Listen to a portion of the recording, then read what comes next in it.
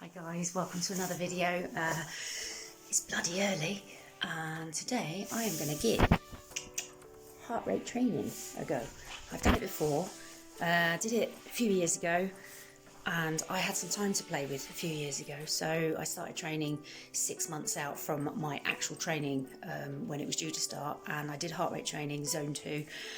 And from running slower, I got a lot quicker, and that year I got all my PBs.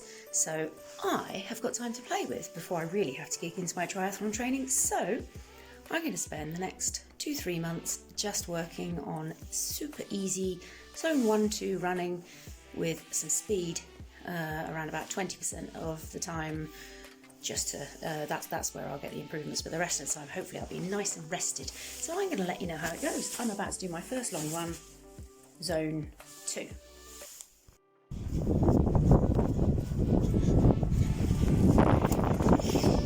That's my running group gone ahead of me. Sometimes it's just a case of sucking it up, swallowing your pride and sticking at the heart rate that you've planned to go at. So I've worked out that my zone 2, or 60% of my maximum heart rate, according to a formula that I've actually just used rather than a lab test, is about 138.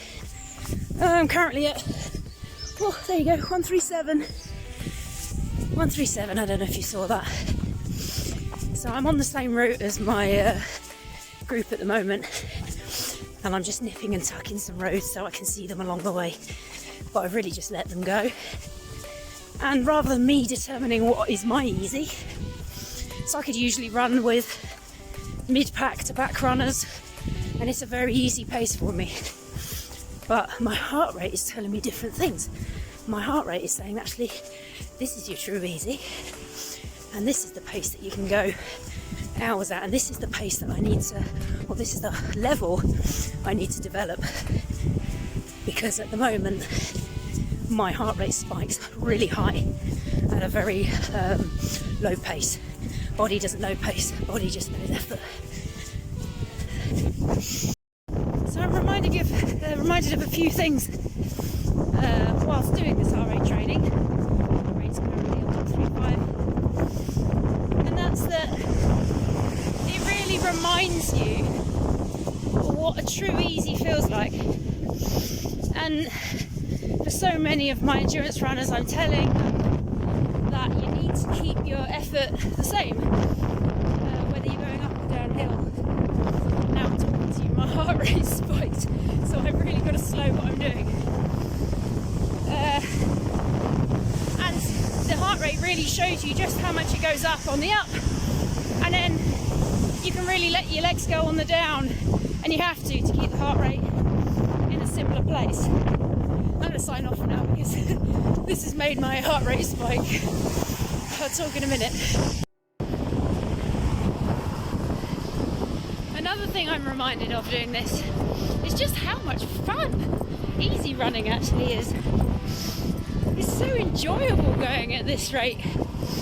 It makes you, I think it's the difference between going out and not going out.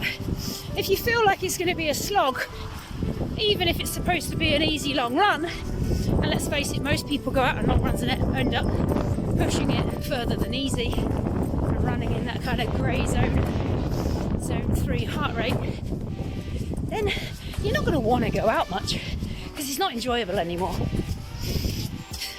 Another thing I'm noticing is when I hold up the camera, it spikes my heart rate. A minute ago I had all sorts going on. I had driving rain, I had uphill, it was all going on.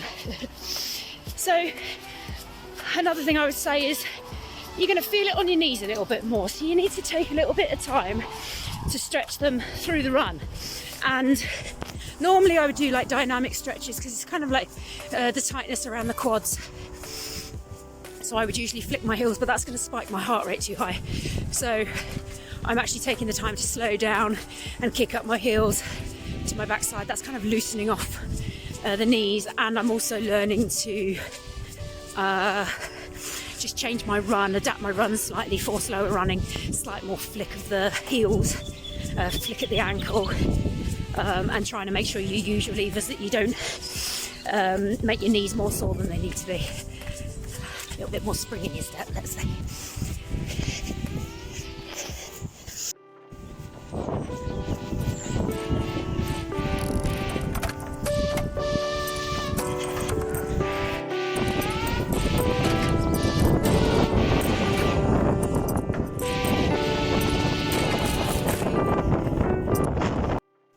So I'm back and I'm showered, and I've just been jotting down in my famous diary what I did today, and I did 120, sorry, not 120, I should say 1 hour 20 minutes, so 80 minutes of running, and I actually had to stick at a 14:02 pace. That's my average pace, 14:02.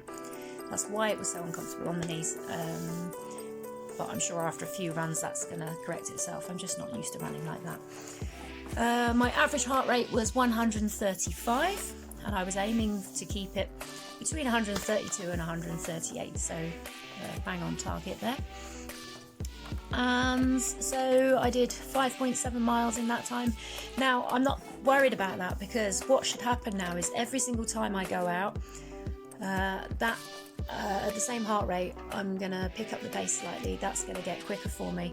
I've seen it happen before in my training. I just want to stick with it now. And what I'll do another 80-minute on exactly the same roads that I ran today. I'll do exactly the same 80 minutes, but I'll probably get a bit further. So I'm just going to let you know what the average heart rate is in, say, around about a month's time, for 80 minutes, and how far I get and where my pace is there. And then hopefully I'll show you sort of 1 month, 2 months, 3 months, and then give you an idea, and then you can make up your own mind whether you think zone 2 is worth, well, if it's worth your time and effort giving it a go. What I was actually doing was working at the very top end of my zone 1 and the bottom end of my zone 2.